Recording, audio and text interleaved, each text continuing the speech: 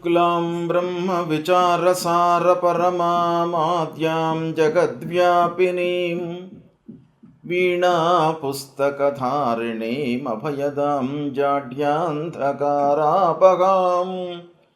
हस्ते स्फाटिकमालिकां विदधतीं पद्मासने संस्थितां वन्दे तां परमेश्वरीं भगवतीं बुद्धिप्रदां शारदां। श्री महागणाधिपतये नमः। श्री महासरस्वत्यै नमः। శ్రీ గురుభ్యో నమః. 2025వ సంవత్సరానికి స్వాగతం. ప్రేక్షకులకు, శ్రోతలకు అందరికీ కూడాను 2025వ సంవత్సరము శుభాకాంక్షలు తెలియజేస్తూ, ఈ 2025వ సంవత్సరము అందరికీ కూడాను సుఖ సంతోషాలతో ఉండాలి అని చెప్పేసి ఆ భగవంతుణ్ణి ప్రార్థిస్తూ, 12 రాసులు ఈ సంవత్సరంలో 12 రాసులలో జన్మించినటువంటి వారికి ఈ 2025వ సంవత్సరంలో గోచార ఫలితాలు ఎలా ఉంటాయో తెలుసుకుందాం. 2025వ సంవత్సరంలో సింహరాశిలో జన్మించినటువంటి వారికి గోచార ఫలితాలు ఎలా ఉన్నాయో తెలుసుకుందాం. ముందుగా మఘా నక్షత్రం 1, 2, 3, 4 పాదములలో జన్మించినటువంటి వాళ్ళు, ఉత్తర ఫల్గుని మఘా నక్షత్రం 1, 2, 3, 4 పాదములలో జన్మించినటువంటి వాళ్ళు, పూర్వ ఫల్గుని నక్షత్రం 1, 2, 3, 4 పాదములలో జన్మించినటువంటి వాళ్ళు, ఉత్తర ఫల్గుని నక్షత్రం 1వ పాదంలో జన్మించినటువంటి వాళ్ళందరూ కూడాను సింహరాశి కిందికి వస్తారు. అంతేకాకుండా మా, మీ, ము, మే, మో, టా, టీ, టు, టే అనే అక్షరాలతో ప్రారంభమయ్యే వ్యవహారనామం కలిగినటువంటి వాళ్ళందరూ కూడాను సింహరాశి కిందికి వస్తారు. అయితే ఈ 2025వ సంవత్సరము గోచార ఫలితాలపై ప్రభావాన్ని చూపించేటువంటి ముఖ్యమైనటువంటి గ్రహాలు 4: గురు, శని, రాహువు, కేతువు. ఈ 4 గ్రహాల యొక్క సంచారం ఎలా ఉంది, ఆ సంచారం మూలకంగా ఈ సింహరాశి జాతకులకు ఎలాంటి ఫలితాలు ఉండబోతున్నాయి అనేటువంటి విషయంపై మనము మనస్సు నిలుపుదాం. ముందుగా బృహస్పతి ఈ సంవత్సరము 14 మే 2025 వరకు వృషభ రాశిలో సంచరిస్తున్నాడు. ఈ వృషభ రాశిలో సంచారము అంటే 10వ స్థానంలో సంచరిస్తున్నాడు, 10వ స్థానంలో సంచరిస్తున్నాడు. ఈ సింహరాశి జాతకులకు గురు భగవానుడు పంచమాధిపతి అవుతున్నాడు. పంచమాధిపతి యొక్క సంచారము 10మంలో ఉండడము చాలా అనుకూలం. గోచార రీత్యా 10మ స్థానంలో సంచారం ప్రతికూలమే అయినప్పటికీ పంచమాధిపతి 10మంలో సంచరించడం అనేది కొంతవరకు కలిసి వచ్చేటువంటి అంశం కనుక ఈ 10మ స్థానంలో సంచరిస్తున్నటువంటి సమయంలో ఎలాంటి ఫలితాలు ఇవ్వబోతున్నాడు అని అంటే, కొంత మీరు ఆలోచించి పెట్టుబడులు పెట్టినట్టయితే మీకు బాగా కలిసి వస్తాయి. అనాలోచిత పెట్టుబడులకు మట్టుకు నష్టం వాటిల్లుతుంది కనుక కొంత మీరు మనసు నిలిపి విచక్షణ జ్ఞానాన్ని ఉపయోగించి పెట్టుబడులు పెట్టండి. వ్యాపారస్తులు బాగా కలిసి వస్తుంది. ఇక వ్యాపారంలో ఉన్నటువంటి వాళ్ళు పార్ట్నర్స్తో సఖ్యతతో ఉండాలి.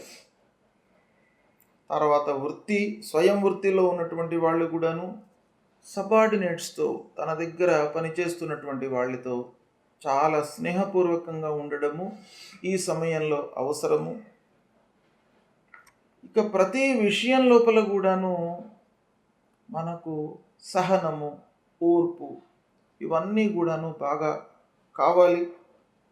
కొన్ని విషయాలలో బంధువులతో, స్నేహితులతో కొన్ని ఇబ్బందులు వాటిల్లేటువంటి అవకాశాలు ఉన్నాయి 14 మే వరకు.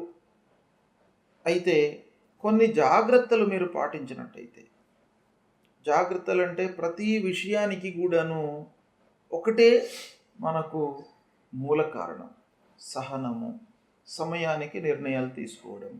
ఈ రెండింటిని పాటించినట్టయితే మీరు తప్పకుండా ఈ 14 మే వరకు కూడాను మీకు అనుకూలంగానే ఉంటుంది. ఇక 14 మే రోజున మిథున రాశిలోకి బృహస్పతి ప్రవేశిస్తున్నాడు. 14 మే నాడు మిథున రాశిలోకి ప్రవేశించి 19 అక్టోబర్ వరకు కూడాను మిథున రాశిలో సంచరిస్తున్నాడు. ఈ మిథున రాశిలో సంచారం అనేటువంటిది ఏకాదశ స్థానం అవుతుంది సింహరాశి వారికి. కాబట్టి ఈ ఏకాదశ స్థానము బాగా కలిసి వస్తుంది. ఏంటంటే పంచమాధిపతి గురువు, సింహరాశి జాతకులకు పంచమాధిపతి గోచార రీత్యా ఏకాదశ స్థానంలో శుభస్థానంలో సంచరిస్తున్నాడు.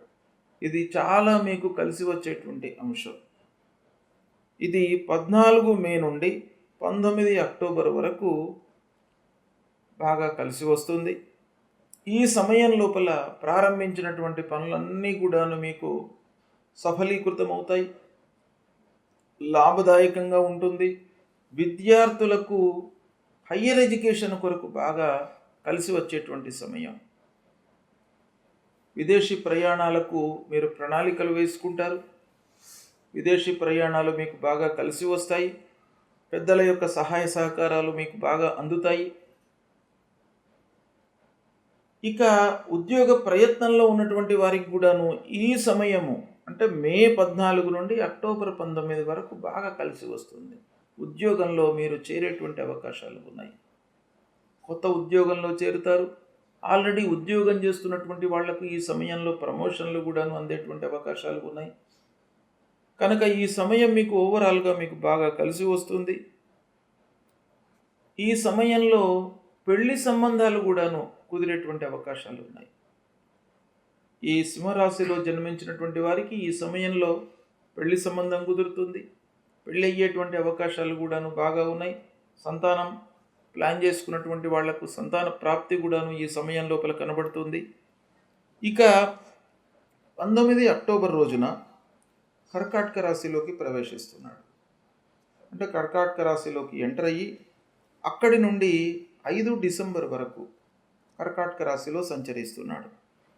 ఈ కర్కాటక రాశి సంచారము సింహరాశి జాతకులకు ద్వాదశ స్థానం అవుతుంది. అంటే ద్వాదశ స్థానంలో గురు సంచారము కొంత ప్రతికూలంగానే ఉంటుంది. అయితే పంచమాధిపత్యం గనక గురు భగవానుడు సింహరాశి వారికి యోగకారకుడు కనుక శుభమూలకంగా మీకు ఖర్చు పెట్టిస్తాడు. కొన్ని పనులు అవుతాయి, వ్యయం తప్పదు, ఖర్చులు తప్పవు, కానీ పనులు మట్టుకు అయ్యేటువంటి అవకాశాలు ఉన్నాయి. కొన్ని రకాలుగా మీరు సుఖాన్ని అనుభవిస్తారు ఈ ద్వాదశ స్థానంలో సంచరిస్తున్నటువంటి సమయం లోపల. 5 డిసెంబర్ రోజున మళ్ళీ వక్రరీత్యా మిథున రాశిలోకి ప్రవేశిస్తున్నాడు. అక్కడి నుండి 1 జూన్ 2026 వరకు కూడాను వక్రరీత్యా మీకు మిథున రాశిలో సంచరిస్తున్నాడు. అంటే మిథున రాశిలో ఎక్కువ కాలం ఉంటున్నాడు ఈ సంవత్సరం. అంటే మిథున రాశిలో సంచారము సింహరాశి వారికి ఏకాదశం అవుతుంది. ఏకాదశ స్థానం బాగా ఉంటుంది. అంటే ఓవరాల్గా ఈ 2025 సంవత్సరం లోపల 14 మే నుండి 19 అక్టోబర్ వరకు ఏకాదశ స్థానంలో ఉన్నాడు. మళ్ళీ 5 డిసెంబర్ నుంచి 1 జూన్ 2026 వరకు కూడాను ఏకాదశ స్థానంలో ఉన్నాడు. అంటే ఓవరాల్గా గురు యొక్క అనుకూలత ఈ సింహరాశి వారికి బాగానే ఉంది. కాబట్టి చేపట్టినటువంటి కార్యక్రమాలు అన్నీ కూడాను సమయం లోపల మీరు పూర్తి చేయగలుగుతారు. మంచి పేరు ప్రఖ్యాతులు సంపాదిస్తారు.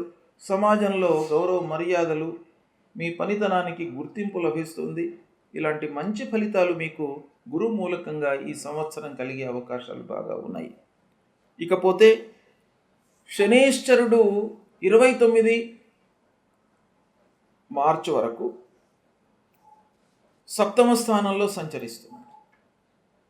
తదనంతరం మీనరాశిలోకి ప్రవేశిస్తున్నాడు. అక్కడి నుండి 2.5 సంవత్సరాలు మీనరాశిలో సంచరిస్తున్నాడు. అంటే సింహరాశి వారికి అష్టమ స్థానం అవుతుంది. ప్రారంభంలో సప్తమ స్థానం, తదనంతరం అష్టమ స్థానం.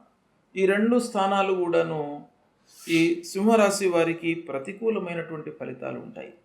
అంటే శనేశ్వరుడి మూలకంగా కొన్ని ఇబ్బందులు గోచరిస్తున్నాయి. ముఖ్యంగా ఏంటంటే ఆరోగ్యంపై మీరు ఈ సమయం లోపల మనస్సు నిలపాలి. సింహరాశి జాతకులకు శని యొక్క ప్రభావము ఉంది ఈ 2025లో. కాబట్టి ఆరోగ్యాన్ని మీరు ప్రథమ ప్రాధాన్యత ఇచ్చి ఆరోగ్యంపై చాలా మనసు నిలపండి. తర్వాత దగ్గరి వాళ్ళతో, స్నేహితులతో, బంధువులతో సఖ్యంగా ఉండడానికి ప్రయత్నాలు చేయండి. వాళ్ళ మూలకంగా మీకు కొంత నష్టం వాటిల్లేటువంటి అవకాశాలు ఉన్నాయి.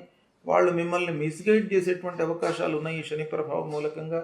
వ్యాపారస్తులు కూడాను పార్ట్నర్స్తో సఖ్యతతో ఉండాలి. వాళ్ళకు తెలియకుండా మీరు స్వయంగా నిర్ణయాలు తీసుకున్నట్టయితే మళ్ళీ వ్యాపారంలో మీకు ఇబ్బందులు కలిగేటువంటి అవకాశాలు ఉన్నాయి. ఆచితూచి మీరు పెట్టుబడులు పెట్టాలి. శని ప్రతికూలంగా ఉన్నాడు. అనుకోని సంఘటనలు, అనుకోకుండా, ఊహించకుండా మీకు ఖర్చులు ముందుకు వచ్చేటువంటి అవకాశాలు కూడాను ఈ శని మూలకంగా బాగా కనబడుతున్నాయి. కాబట్టి మీరు కొంత జాగ్రత్తలు తీసుకోవాలి. ఇక శని ఓవరాల్గా సింహరాశి వారికి ఈ 2025 సంవత్సరంలో ప్రతికూలంగా ఉన్నాడు. కనుక డబ్బు విషయంలో మీరు చాలా జాగ్రత్తగా ఉండాలి. ఖర్చులు పెట్టడంలో కానివ్వండి, వచ్చినటువంటి డబ్బును పొదుపు చేయడంలో కానివ్వండి, ఆదాయం విషయంలో కానివ్వండి, డబ్బు విషయంలో ఓవరాల్గా మీరు చాలా జాగ్రత్తలు తీసుకోవాలి ఈ సంవత్సరం. ఇక రాహువు 18 మే వరకు అష్టమ స్థానంలో ఉన్నాడు. అష్టమ స్థానంలో రాహు ప్రతికూలం. తదనంతరం 18 మే తర్వాత మళ్ళీ సప్తమంలోకి ప్రవేశిస్తున్నాడు. అది కూడాను ప్రతికూలమే. కనుక రాహువు ప్రభావము ప్రతికూలంగా ఉంది ఈ సంవత్సరం. రాహు మూలకంగా మీకు చేపట్టినటువంటి ప్రయాణాలు ఫలించకపోవడము, వృధా ఖర్చులు, అలసట, మానసిక ఇబ్బందులు, చిన్నపాటి అనారోగ్య సమస్యలు, ఇంట్లోపల ఇంటి వాతావరణం కూడాను మీకు అనుకూలంగా లేకపోవడం మూలకంగా కొంత టెన్షన్స్కు గురయ్యేటువంటి అవకాశాలు బాగా కనబడుతున్నాయి. అదేవిధంగా కేతువు కూడాను మీకు ఈ సంవత్సరము ద్వితీయ జన్మస్థానాల్లో సంచరిస్తున్నాడు. అంటే ఓవరాల్గా రాహు కేతువుల యొక్క అనుకూలత ఈ సింహరాశి జాతకులకు ఈ సంవత్సరము లేదు, అనుకూలంగా లేదు. కనుక రాహుకేతుల ప్రభావం మూలకంగా మనశ్శాంతి లేకపోవడం, మనశ్శాంతి లేకపోయేటప్పటికీ ప్రతి మనిషి కూడాను ఏం చేస్తాడు, ఏదో రకంగా వ్యసనాలకు అలవాటయ్యేటువంటి అవకాశాలు ఉన్నాయి. రాహుకేతుల ప్రభావం వ్యసనాలను ఇస్తుంది. కాబట్టి దాని నుండి మీరు దూరంగా ఉండడానికి, ఐడియల్గా ఉండకుండా ఏదో ఒక పని లోపల నిమగ్నమై ఉండడం అనేటువంటిది ఈ సంవత్సరం చాలా అవసరము. ప్రారంభించినటువంటి పనుల లోపల కూడాను కొన్ని ఆటంకాలు, విఘ్నాలు రాహుకేతుల మూలకంగా సంభవించే అవకాశాలు ఉన్నాయి.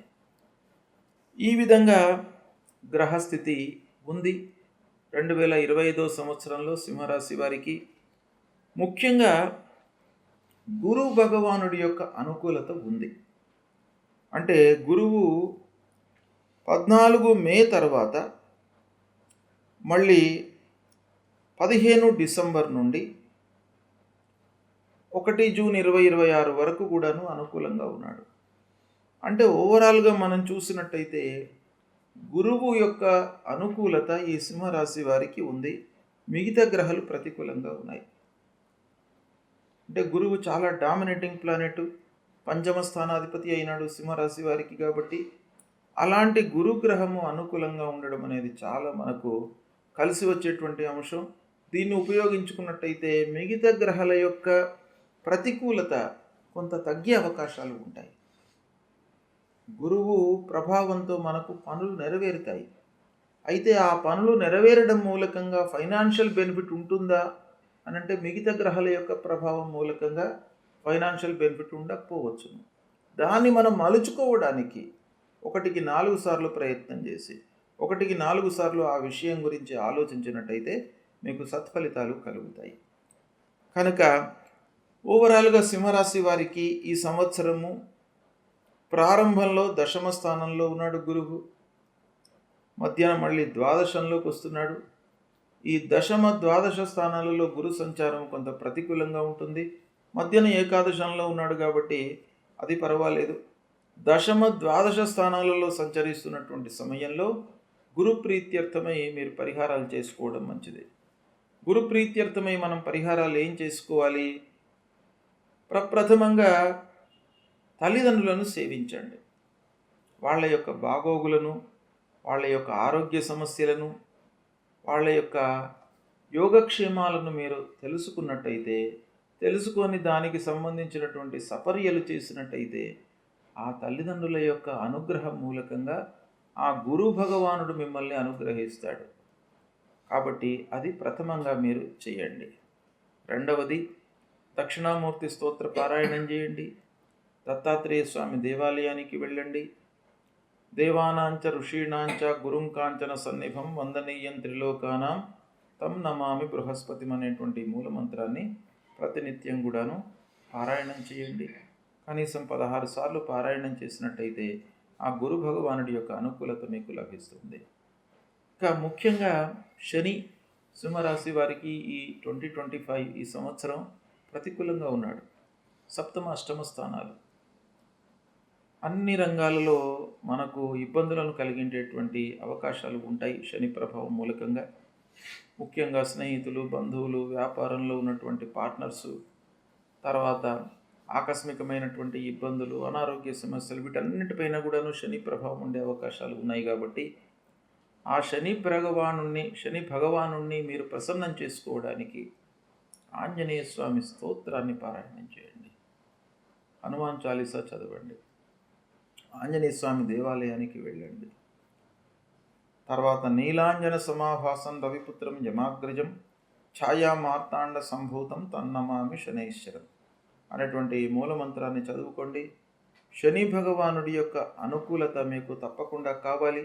కాబట్టి నవగ్రహ స్తోత్ర పారాయణం చేసుకోండి.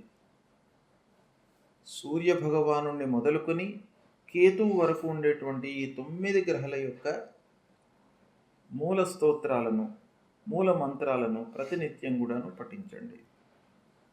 పఠించినట్టయితే ఆ నవగ్రహ యొక్క అనుగ్రహం మూలకంగా మీకు ఆ శని భగవానుడి యొక్క దుష్ప్రభావం తగ్గుతుంది.